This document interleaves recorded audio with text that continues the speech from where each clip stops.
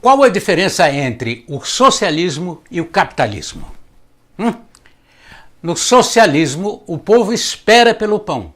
No capitalismo, o pão espera pelo povo. Para vocês terem uma ideia, tem um vídeo antigo do atual candidato a presidente dos Estados Unidos, o Bernie Sanders, em que ele diz coisas muito interessantes ao defender o socialismo. E, entre outras coisas, ele diz o seguinte com relação ao racionamento de produtos alimentícios nos supermercados. Ele diz o seguinte: é engraçado, às vezes os jornalistas americanos falam mal de um país só porque as pessoas esperam em longas filas para conseguir comida. Pois eu acho que isso é uma coisa muito boa. Sabe por quê? Em alguns países não existem filas por comida? Porque os ricos compram toda a comida e os pobres morrem de fome. Bacana o socialismo, né? Fazer com que todo o povo seja igualmente miserável não é exatamente progresso. Mesmo porque alguns são igualmente miseráveis, classe A.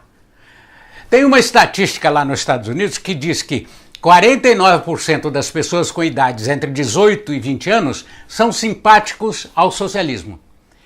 Eu nunca entendi direito como é que os jovens, que normalmente têm uma tendência contestadora, chegando mesmo a desafiarem as autoridades, sejam defensores do socialismo. Um regime em que um grupo de pessoas controlam tudo. Controlam seu destino, controlam seu comportamento, controlam sua paz, seu bem-estar. Um regime político centralizado e com todo o poder concentrado na cúpula do governo, onde ele, governo, decide tudo. Vamos supor que os líderes sejam espertos, sejam carismáticos, com grande poder de convencimento junto ao povo, pessoas bem-intencionadas, grandes líderes. Isso é ótimo. Só que a economia não pode ser conduzida e planejada de forma centralizada. A economia é dinâmica. Ela envia pistas e sinais que mostram a sua movimentação oscilante, ora para um lado, ora para o outro. Ela oscila dos consumidores para os produtores e, o mais importante, ela está sempre sujeita à lei da oferta e da procura.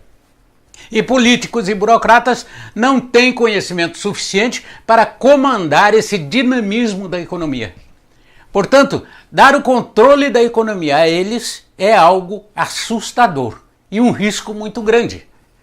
E foi exatamente por isso que a União Soviética teve uma escassez de pão, de sapato, de manteiga, de tudo, enfim. Os Estados Unidos, em 1989, recebeu a visita do presidente da Rússia, o Boris Yeltsin, e na sua visita ele foi a um supermercado e ele ficou boquiaberto, ficou atarantado ao ver tantas opções de produtos disponíveis no supermercado que ele fez o seguinte comentário: como é possível tantas opções? Eu estou realmente perplexo. Eu não sei se é assim o sotaque russo, mas ele falou isso. Mas explicando ao Boris, no capitalismo, quando você permite as pessoas comprarem e venderem bens, você está respondendo a incentivos dados pela economia e principalmente pela lei da oferta e da procura, regulando os preços e assim as coisas tendem a funcionar. Então, qual a razão do capitalismo ser tratado como sendo uma coisa perversa? Talvez porque o capitalismo só tenha 1/3 da simpatia dos adolescentes. Na verdade, o capitalismo nada mais é do que a economia controlada pelas pessoas ao invés do Estado para gerar lucros. Dirá um mal-humorado radical: o lucro é perverso. Não, o lucro não é perverso. O lucro é uma recompensa a alguém que produz alguma coisa que outras pessoas querem comprar. No sistema capitalista, essa troca é voluntária. Mais que o dinheiro, as pessoas valorizam o bem e com isso todos ganham com a troca. E se alguma coisa estiver com o preço exagerado, esse produtor terá que ajustar o preço de acordo com o valor regulado pelo mercado. Ou não terá outra alternativa a não ser à falência.